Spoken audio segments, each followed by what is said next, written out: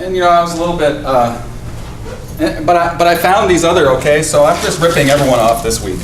All right, I ripped off, it's actually David Keller, who's another pragmatist, who wrote that Encyclopedia of Environmental Ethics and Philosophy entry, which I quoted liberally in my lecture notes from Tuesday. Just ripped him off, just ripped off David. I figure he wouldn't mind, you know, as long as I credit him.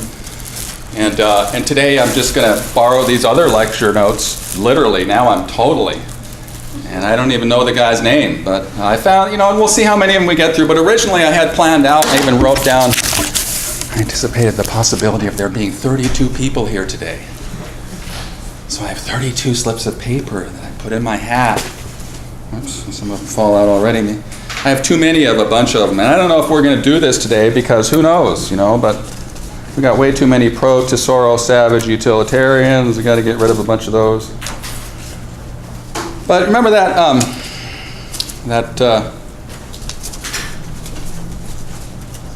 Tesoro Savage Oil terminal proposed for the Port of Vancouver.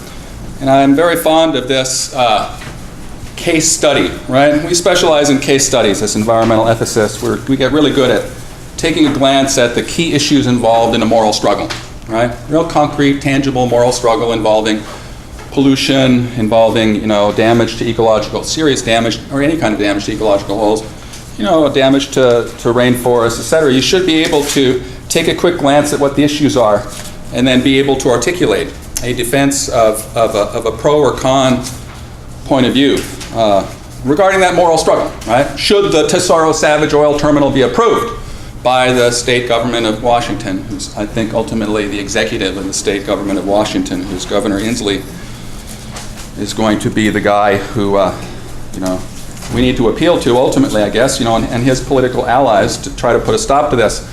But you should be able to articulate, right? And a lot of the traditions take us far outside the mainstream. There's no question, okay? You start to recognize the mainstream when you do a little bit of ad hoc throwing together of the various points, you know, the various arguments that go to make up the pro-oil terminal point of view, right? The various economistic arguments, the various utilitarian arguments, the various anti-waste, believe it or not, anti-waste arguments, anti-pollution arguments, right, that you might hear that are all kind of a grab bag of stuff that the CEOs of Tesoro and Savage and their spokespeople and their PR you know, offices and whatnot are all putting together these nice, tight little arguments, you know, to convince us that, and they come, as I've mentioned, all from either an individualistic anthro point of view, or which is, of course, our tradition, USA, or they come from a some kind of holistic anthro point of view, right? And I would imagine that Tesoro Savage, as they try to ram their extractive, exploitive business model down our throat, they will hire some consultants. And they'll have consultants from loosely identified coming from sort of a wise use perspective. And we've learned wise use, all right, so we'll just assume that. They're going to have some consultants who are wise users to try to push it. And then they're going to have some consultants who are basically group A, you know, loosely speaking, group A conservationists. Okay? And then, of course, some classical utilitarians, humanistic utilitarians, some classical, this kind of arguments that Baxter might appeal to, right? Classical utilitarian, and they're going to foreclose any of these exotic moves, right? Anyway, but I shouldn't disclose all these little moves to you because you're supposed to figure them out on your own if we do this. We might not do this until next week, okay? Because it might actually behoove us, it might benefit us as a class to go over, and who cares about all the people who aren't here, all right? I mean, if they're not here, so I'm not even considering them. But as a class, not, you know, aside from the fact that we don't have enough people to occupy the various different positions and I have roles for you to play. We might do this next week, but also it might benefit us to do it next week because next week we'll have picked up on social ecology. And we'll be able to add them to the mix, you know, and they of course got... So what I envisioned was breaking up into groups, right, at some point either today or either next Tuesday or next Thursday. Breaking up into groups and of loosely pro and con, but then within, and the pro group, the pro Tesoro Savage group would just be one group, and it'd be like 6 or 7 of you, right? And they would all be chosen by lot, Okay? So you guys have, if you pick that, then you're going to be confronted with the task of, actually, you know, someday I'm going to have a wheel, like an actual wheel, you know, with plywood and that spins, you know, with the bearings in there that spins really nicely, and then I'll have a whole bunch of, I'll have two wheels actually. I'll have one wheel with a whole bunch of case studies on it. I'll spin that wheel, and then it'll land, you know, somewhere, like Lower Snake River Dam removal, right?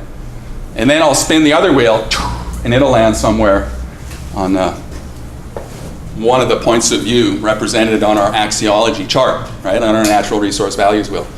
And then the task for that day, and maybe this would be even a good tool to give pop quizzes, right? Because you guys should be able to do this. You guys should be able, within a short period of time, a meeting within a few minutes with your classmates, to articulate what a utilitarian pro-Tesoro Savage representative would say, what a Wilsonian biophile would say. He, of course, would be on the environment. It's basically Tesoro Savage versus the and the business community that wants this thing versus the environmental community, right? And that's a real fight that's ongoing right now, and that you guys can all perhaps, when you graduate or even while you're still in college, contribute to on one side or another, right? But taking this class, you should be experts by this point in identifying the various nuances in the various, for example, within the environmental community. Obviously, there's a whole swarm of counter-Tesoro Savage arguments, right? And we've been puzzling all term long about where these different arguments belong. Some of them we know are playing in the same field as the Tesoro Savage pro, you know, the CEOs and the PR people for Tesoro Savage. They're all playing in an anthro field, right? Maybe a little bit of a holistic anthro field, talking about jobs and the economy, right? That's kind of a holistic. Anyway, but they're all playing in that field, and we can duplicate counter arguments easily within the same field, right? For example, one position I've identified could be described as, let's see how I describe it in one of these slips of paper. There are the Newtonian weak anthros, of course. There are the pro-Tesoro Savage, Pinchoian conservationists, the economists. Let's see. Anyway, does that sound like fun? We enjoyed doing it last term. We discussed the same subject, and people got a lot out of it, and people got to know each other a little bit. But basically, you know, there are some very strong public health arguments based on a very traditional humanistic neo-Kantian public health arguments that stay mostly within they don't even have to go into the holistic anthro. They could just stay within, you know, all the individuals existing currently today, all the human individuals, and construct an argument against Tesoro Savage, right? Just as a good neo-Kantian humanist, you know, who's worried about people's health and about, you know, Tracy and Susan, the kids down the street, you know, who might have some health problems, and you build this thing, they're going to suffer even more. Right? So obviously there are strong anthropocentric arguments. And anyway, and at some point we should do that, I think. But maybe we'll wait till next week. Maybe we'll go home early today after we go through some more. I do want to start with the apron diagram, which is where I left off. Okay? We'll go through some more deep ecology, and maybe we'll break up into groups. Maybe we'll wait until next week to do that. And the idea that, you know, you have these different. Let me get myself logged in here.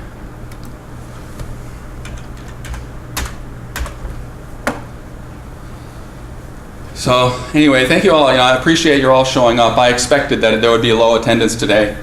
You know, on one hand, maybe, you know, feeling free with the nice spring weather is a pretty decent excuse to skip class for a mental health day, right? I mean, if you're going to pick your one free mental health day, or that you don't have to provide any reason at all to be excused, this would be a good day. But anyway, all right, so I've got a bunch more lecture notes here, and then I've got a bunch of info about, this is the reason I'm fascinated with, and one reason I keep referring back to this, I've so far referred to it the last couple of weeks, to this Tesoro Savage oil, because, you know, practically speaking, on the ground, it's probably the most important issue, that and Lower Snake Dam removal. But right now, Lower Snake Dam removal kind of has to take a back seat, you know, from an activist point of view, because there's only so much you can pay attention to and fight against, right? And right now, the immediate concern is that that whole rail corridor through the Columbia Gorge is going to be transformed into a pipeline on rails, right? Which it already is, right? But I think they're talking about basically quadrupling the number of trains that they're going to go send down that route. And it's going to be the largest rail to ship, or rail to anything for that matter, rail to rail or rail, but it's the largest rail oil terminal in the country. Its capacity will be the largest. So anyway, but the reason I really like this, I hate the idea, that they're going to do that, but it's a teaching moment for us, right? Because look at the two huge stories that we've been looking at all term long. One's local and one's global, right? But they're both very weighty and consequential and important, right? The controversy over our salmon runs in the Pacific Northwest, and then the controversy over anthropogenic climate disintegration or climate destabilization. That is, of course, a global story. And so, you're going to find the environmental community, and it's interesting how big the so-called environmental community is nowadays, because a lot of people come at the environmental community just from a climate science perspective and are very concerned about that, but never really called themselves environmentalists before, didn't go backpacking, didn't do that kind of thing. But now all of a sudden they're finding, so anyway, the environmental community is very large, it includes just people who are concerned, who pay attention to climate science. And that would be one major ground, right, from the environmental community. And you have a whole huge host of resources, right, utilitarian consequentialist resources to argue that this is a bad idea from a global perspective, right?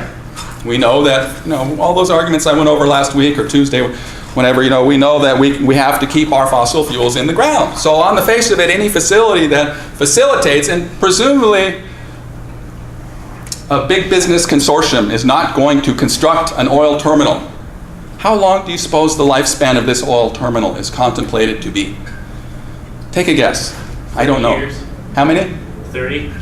I think that's probably a low estimate, but I don't think that you, a big businessman, would decide to do this, a multi-hundred million, billion-dollar investment, unless you knew that it was going to be generating profits for you for the next 30 or 40 years, right? So we're talking about approving a project that's going to facilitate the ongoing extraction and refinement and consumption of fossil fuels for the next 30 or 40 years at least, right?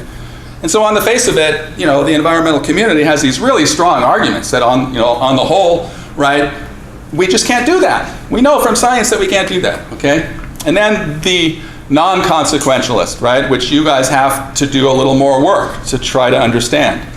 But the neo-Kantians, of course, and in a way that any kind of ecocentrist, you have to do more work than just utilitarian conservationist arguments, right?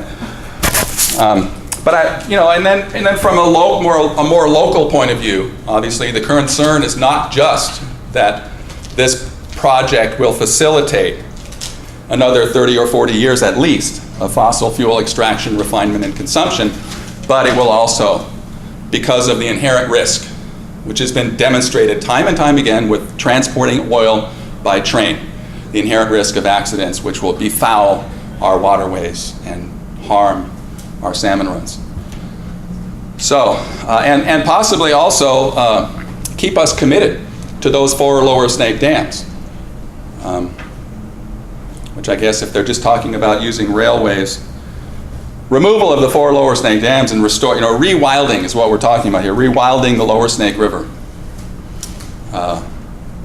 would probably involve having to relocate the rail lines, but I don't think that would be that big of an expense. Unfortunately, so far they're not talking about using barges, right, and actually using the navigation channel and the locks to get their product to market. Anyway, so let me just see what I have here.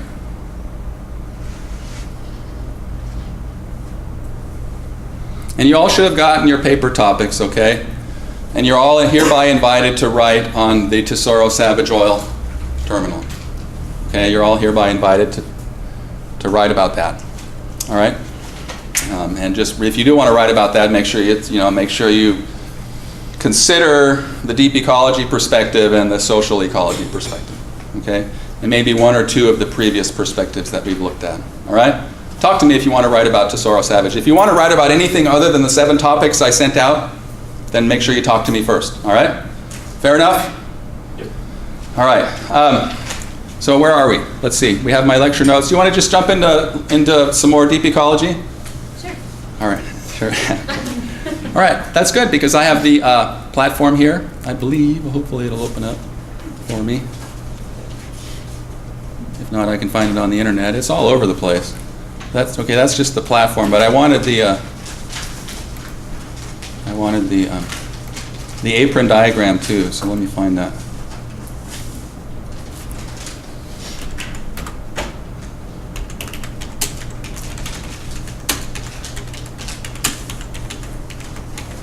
But you know, deep ecology is a lot easier for you guys than it is for most students who just plunge right into it, which is how you are taught it in most environmental ethics courses. And you know, all that work that we did made it a lot easier for us to understand deep ecology, and also maybe made it easier for us to understand the drawbacks and the flaws of deep ecology.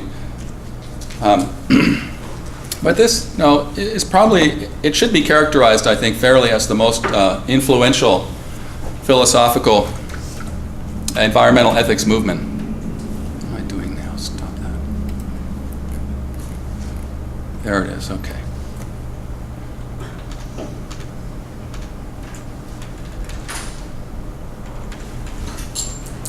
Okay.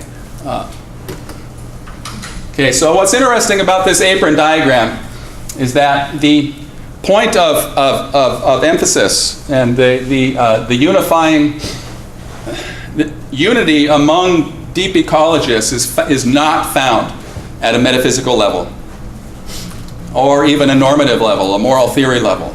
All of these, the B stands, they've got a Buddhist, Christian, and philosophical. And when he says, so, you know, and these are only 3, all right? Think of this as potentially infinite.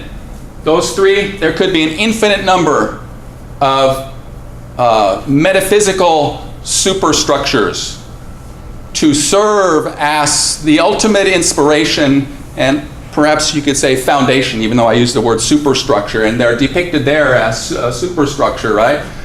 But what this indicates, and it's not just these 3. You could plug in any kind of, all kinds of different metaphysical traditions could be plugged in there. So Nas has to be described as a pluralist at a very important level, the most important level probably. Compare Nas, for example, with Collicutt.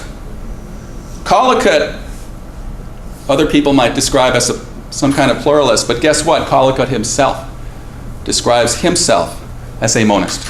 A monist, he thinks there's only one. There's only one overarching metaphysical superstructure that makes sense, given what we know about the environment and the effects of human actions on the environment. And guess what that is? It would be closest to P, but it's informed by secular science. All right, it's a secular humanist metaphysic that the community concept, right? To his own detriment, probably. Collicutt is a little bit. He's a little bit. Well, he's just too monistic. And that makes him kind of imperialistic, right? He wants to say all these other points of view, like Norton's point of view, is flawed, right? If you go too far that direction, then you're not taking into account the inherent values of an ecosystem. And Rolston's view is flawed too, right? A guy like Nas would be perfectly comfortable putting another C up, or CA for Collicutt, or R for Rolston, and he would contend, like a pragmatist, that the metaphysical and metaethical issues and disagreements that these various metaphysical superstructures might have amongst each other, right? Collicutt's disagreement with Rolston, Norton's disagreement with Rolston and Collicutt, etc. All those things are ultimately irresolvable. Perhaps we're committed to one or the other. Perhaps, you know, we are obligated to do some metaphysical work, but that doesn't mean that that there's only one right metaphysical superstructure. Okay, there are many different kinds, viewed different ways. And again, Nas would uphold that fact. He would say that's a fact. Look, there are many different apprehensions of value in the world. That's just the way we are. That's the way humans are, and that's the way the world is. And what do you know? If you look around at the world, you see there's not just one kind of flower. There's not just one kind of tree. There's not just one kind of mushroom. There's not just one kind of shrimp. There's not just one kind of salmon.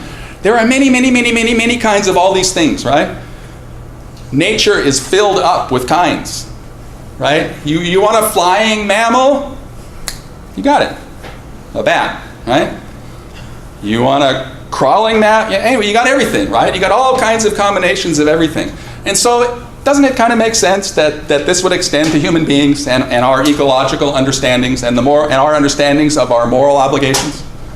So just relax, be a pluralist. Don't try to pin people down. And recognize, this kind of should remind you of Norton's convergence hypothesis, because Nas is making a very similar argument. He's saying that you can be a scientific, secular humanist, right? Or you could be a really devout Christian or a really devout Muslim, right? And by the way, every anthology most anthologies of environmental ethics include religious perspectives on environmental ethics.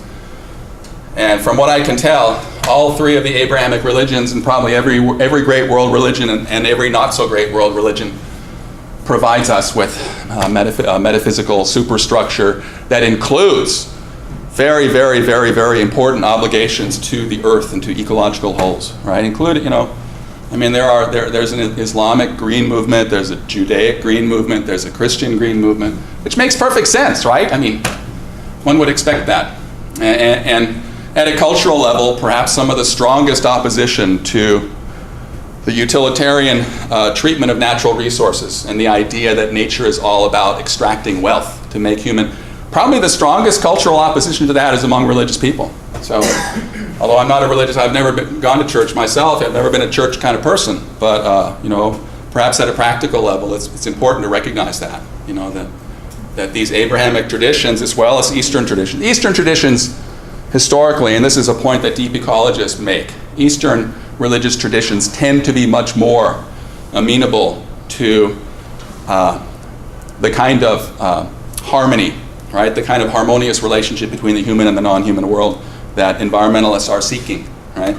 So far, and that's most evident. A big part of the bricolage of the cultural bricolage of the deep ecology movement is an interest among deep ecologists in Eastern religions. And Gary Snyder, okay, I've mentioned his name a couple times, a towering giant, right, of poets and very early environmental ethicists. His writings were very influential to deep ecology. He was writing, and he was steeped in Zen Buddhism, okay?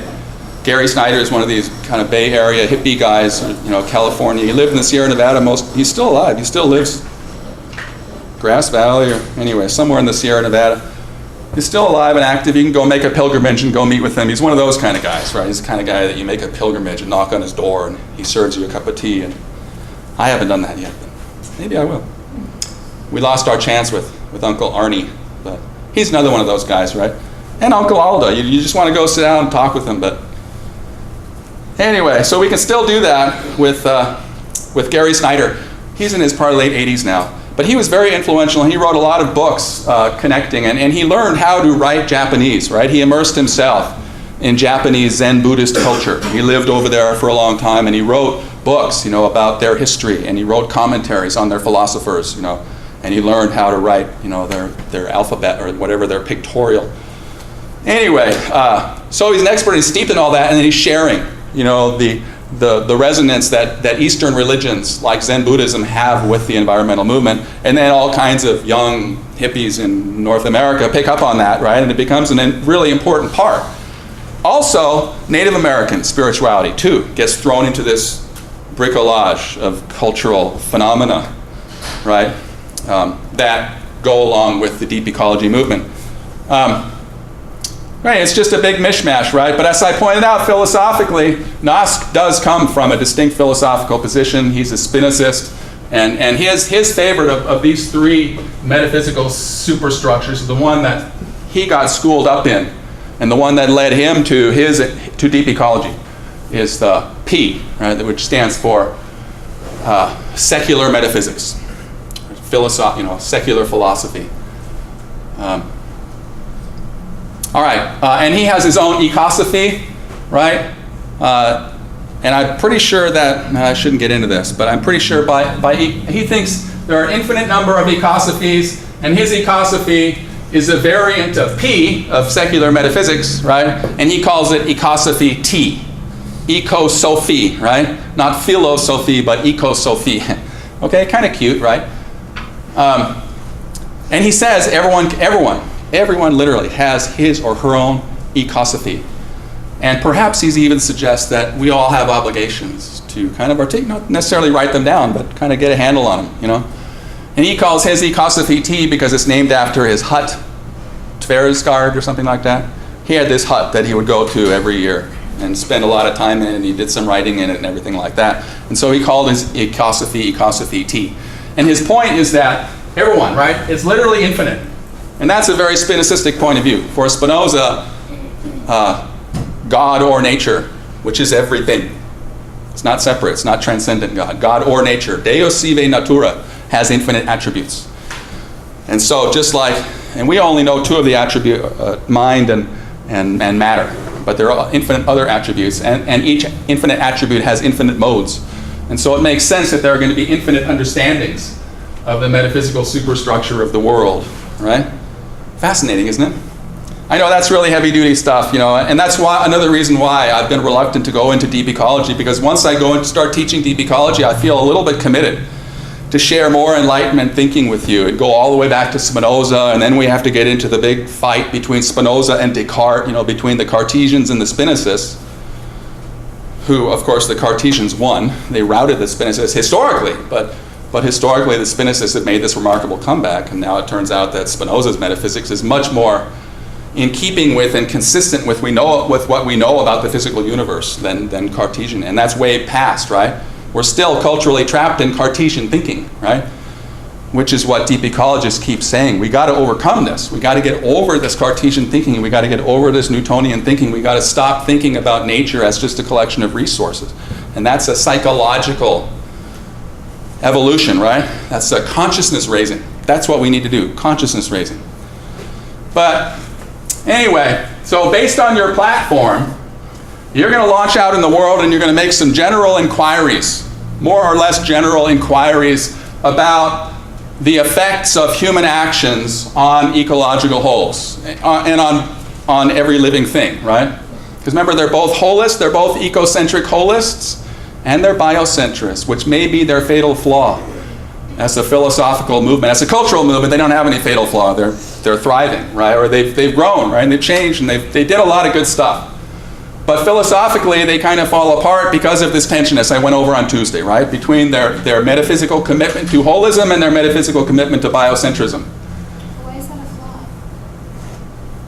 Philosophically, it might be a flaw because you cannot go around valuing the life and longevity and health of every individual organism and simultaneously promote the health and long-term viability of an ecosystem, right?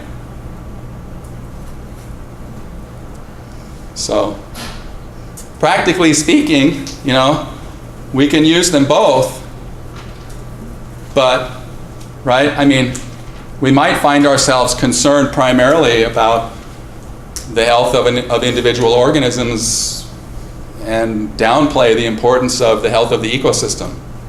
I can't off the top of my head give you an example of that, but of course it's more common to downplay the importance of, like when you see a herd of deer overgrazing an island, right, with no natural predators. That's a classic example of of a conflict between an ecosystem and a whole bunch of individual mammals who are pretty darn sentient and self-aware, right? They're deer, they're mammals, they're very self-aware, and so, right? But you see what I'm saying? So you can't use them both, and that, now you might use one under certain circumstances and then use another under other, which is perfectly, that's what I think happens all the time, right? But what we do then is we spin the wheel because the frame that we want is more appropriate for that condition, right? And we still have all kinds of conflicts to work out, right, at a practical level. And so that maybe makes environmental pragmatism a better theory than deep ecology, because it doesn't have this problem, this tension between metaphysical holism and biocentrism. Okay, and maybe that's why. Remember at the end of Tuesday's class, we had these critiques of deep ecology. And I don't know if this is fair. Maybe there are some deep ecologists that are, this is David Keller writing for an encyclopedic entry, right? He's drawing on the general consensus of academic environmental philosophers' views on what happened to deep ecology. And the consensus does seem to be that it never developed into a full-fledged environmental ethic, because it has these disparate, conflicting elements in it, right? Anyway, environmental pragmatism steps back. And I can't explain right now because maybe we have time, but let's let Nate jump in. I was just going to ask, is deep ecology at odds with like the scientific method as far as we study nature? Because it constantly resets our focus to wholes, and can you do that if you're like conducting a linear experiment over time over a certain individual thing?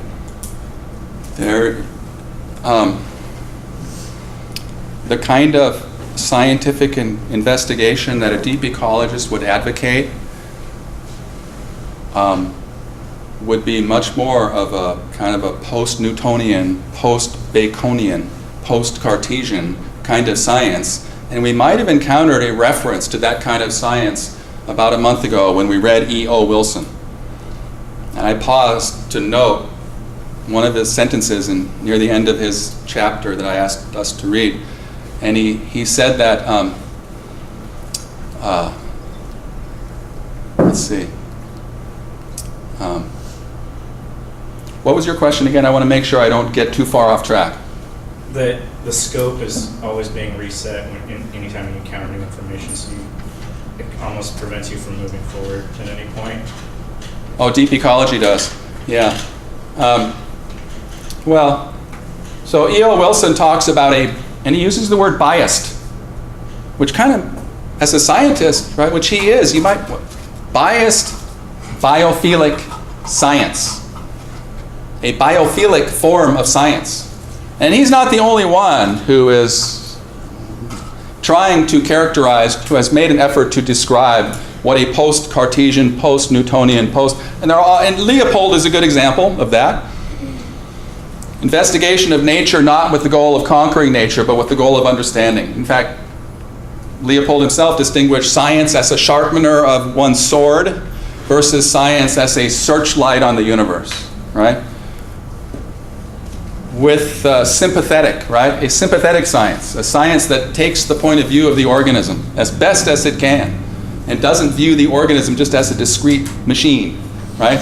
But also, so deep ecology uses this expression, field theory, or they definitely think that ecology and biology both are field theories, and we can't understand what's going on in nature mechanically. And that's part of the whole problem, right? That's part of the whole consciousness that they're criticizing, that we need to overcome. So yeah, we need a new science